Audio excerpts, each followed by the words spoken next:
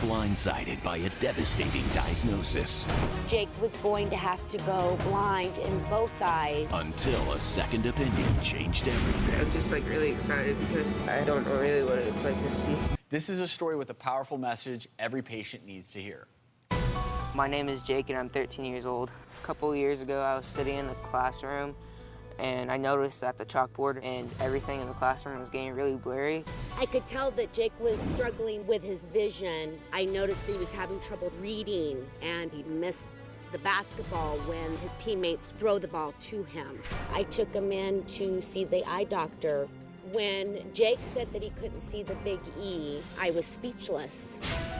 The doctor diagnosed him with keratoconus in his left eye. We were told that Jake was going to have to go blind in both eyes before he could have a cornea transplant.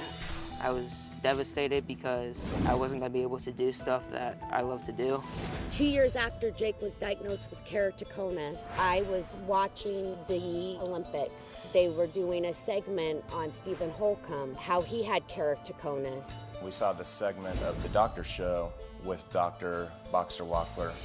Steve had lost his vision to the point that he was legally blind from keratoconus. How long after this procedure was he able to compete again? Well, as soon as we got done, he literally sat up and could see incredible right away. So he came out of retirement and then in Vancouver won the gold, which was his childhood dream. So much has changed for you since this surgery. Yeah, I mean, it's been life-changing, not only winning a gold medal, but you know, I've been able to kind of get out of this bubble that I was living in, kind of not being able to see more than 25 feet. And it's been kind of life-changing and overwhelming.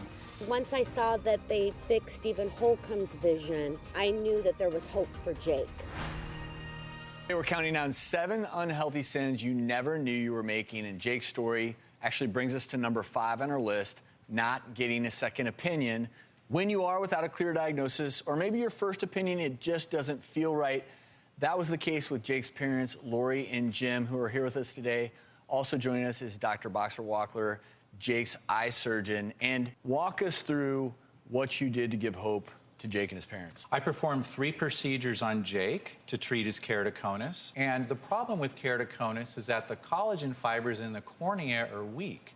And the cornea can bulge out uncontrollably and can cause a lot of vision loss. The first procedure were Intacts, which are micro-prescription inserts that we place below the surface of the cornea, and that helps flatten the cornea to improve the vision. It's typically a 7-minute painless procedure, and you can't feel them. It's like a dental filling that's there, but you don't even know it. Right after the Intacts, we performed the second procedure, which is the Holcomb C3R. And here we apply non-invasively a special solution that gets absorbed into the cornea, and then we activate it with a special light that strengthens the cornea fibers, making the keratoconus treated and stabilized. And that's the reason why the long-term results are 99.3% success rate with it. Wow, that's great. I have a question. If a parent is wondering if their child has this, or are there any other symptoms other than vision loss? That's going to be the most common way that it will be detected. But in families that have keratoconus, a brother, a sister, a parent who has keratoconus, it can be detected even before there's been any vision loss with a very simple cornea picture device that's called topography. It takes a picture in less than 10 seconds. And if you see that cone-like shape forming, you know that's a potential diagnosis. Well, that animation, very, very cool, but what I think is even cooler is we were in the OR. Let's take a look. Today, Jake came back for the last step to correct his nearsightedness. This is the lens that I'm going to be inserting into Jake's eye. And it goes into a little cartridge. I'm pulling the lens, the implant, into the cartridge. Now we're going to make the little opening. That's the final tuck. Jake, did that hurt at all? Not really. My right eye is done, time for my left eye. So this is the lens for the left eye. Oh, I'm inserting the lens. You're doing great. Ready to close the left eye. We're all done, okay? Okay. You want to swing over here? You want to say hi to your folks there? I know there's a lot of emotion that's kind of coming out right now. I'm just like really excited because I don't know really what it looks like to see, because I've never really been able to see this good in a while. Thank you. You're very welcome. Well, it's only about a week out. I think it's time that we meet Jake. So, Jake, come on out here, buddy. Come on out. Yeah.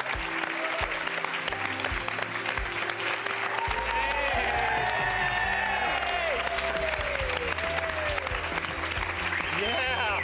Look at you, man. Oh, you All right. can see us. All right. You look good, bud. Jake, so how do you feel? I feel really good. Who was the first person you saw when you opened your eyes and could see? My parents. Oh, yeah.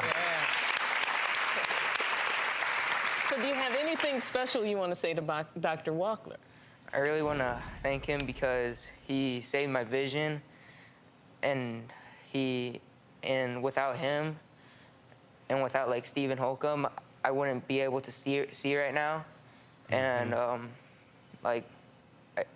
really grateful that I was able to do this procedure and that my parents were able to do all this stuff for me and just able to get me like to see again. You know, two words come to mind with Jake on stage, and it's credit to you. Great kid. Yeah. Great kid. Yeah.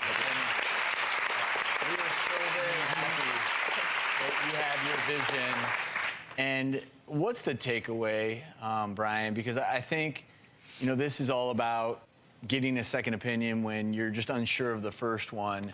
What kind of questions should people be asking if they get a diagnosis of, you know what, your vision's going away? If you have a medical condition, not just with your eyes, but anything, and it just doesn't feel like, that just doesn't go down well, you need to seek a second opinion.